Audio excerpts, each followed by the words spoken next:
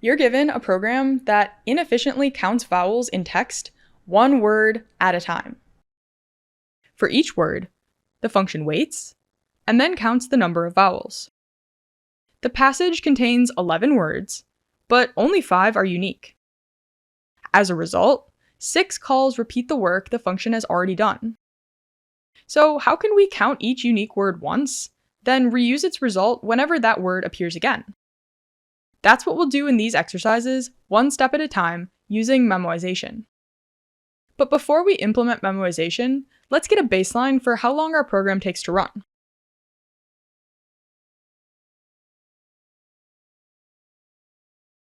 Note that we've already imported the time module's sleep and time functions.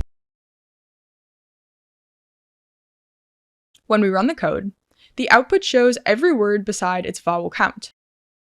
Below those counts, we can see that counting all the vowels takes about 2.75 seconds.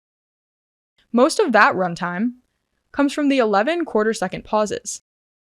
But, since only 5 words are unique, the function wastes time recomputing known results. To avoid doing repeated work for these known results, let's first manually memoize the function. To memoize the function by hand, we'll store its previous results in an empty dictionary called vowel cache. In this dictionary, each word will be a key. Under that word, we'll store its vowel count as the value. When the count vowels function is called, the function first needs to check if the word is already a key in the vowel cache. If the word is in the vowel cache, the function returns the saved vowel count.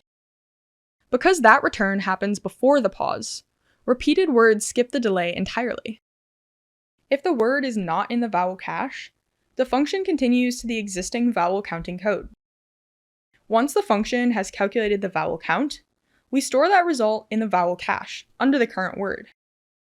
Now with this memoization code, only the first call for each unique word calculates a result, while repeated calls return the saved value from vowel cache. To measure the effect of those cached results, let's run the code again. The vowel count results stay the same, but the runtime for those results drops to a little more than 1.25 seconds, down from 2.75 seconds. That shorter runtime comes from only 5 words triggering the quarter-second pause instead of all 11. The other 6 calls skip that pause and return results from vowel cache. To see those saved results for ourselves, let's comment out the existing print statements and print vowel cache. Running the code, we see that the printed dictionary has 5 entries, 1 per unique word, each stored beside its vowel count. So, our manual caching does speed up the program by reusing results. But our count vowels function now does 2 things: counting vowels and managing the cache. When a function does 2 distinct jobs, it violates the single responsibility principle. To fix that violation, we'll replace our manual cache with the LRU cache decorator.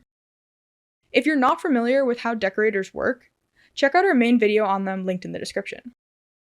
To use the decorator, we first import LRU cache from the functools module. The decorator will replace our manual cache so we can delete the vowel cache dictionary. With vowel cache gone, we can also remove the lookup and storage logic from count vowels. Removing that bookkeeping leaves only our original vowel counting code. To add caching back, we write @LRU cache directly above count vowels. The decorator wraps count vowels with the same type of caching logic we implemented by hand. To make sure it works as expected, let's run the code again. Great, the vowel counts stay the same, and the runtime is still about 1.25 seconds, matching our manual cache. So using LRU cache preserves the speedup, while keeping our function focused on counting vowels. But moving the cache out of our function also moved it out of sight. With our manual version, we could just print vowel cache and see everything it had saved. With LRU cache, the saved results live inside the decorator, and there's no dictionary for us to print. Instead, the LRU cache decorator provides a cache info method we can call to get information about what's in its cache. we can call that method on the function name after the for loop and print its output. To keep the output box clean, let's comment out the print statements for now. Running the code gives us a report with 4 properties. Hits is 6, which means the cache returned 6 saved results. Those 6 hits come from the repeated words in our passage. In contrast to those hits, misses is 5, which means the body of the count vowels function ran 5 times. Those 5 misses come from the first call for each unique word. Beyond those call counts, max size is 128, the maximum number of results this cache can keep. That default comes from using the @LRU cache decorator without any arguments. That 128 entry limit gives us context for the cur size, which shows that only 5 results are currently stored.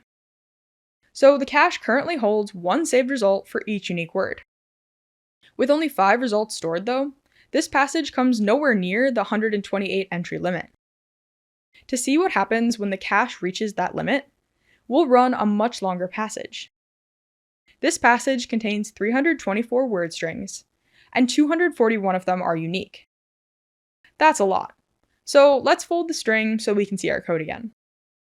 To keep this longer run focused on cache behavior, we'll also remove the quarter-second pause from count vowels, and the timing logic. Okay, now to see the effect of more words on our cache, let's rerun the code. This time, the report shows 62 hits and 262 misses. It also shows a maximum and current size of 128. When the max size and current size are the same, that means the cache is full. Once the cache is full, each new result forces LRU cache to discard the least recently used result.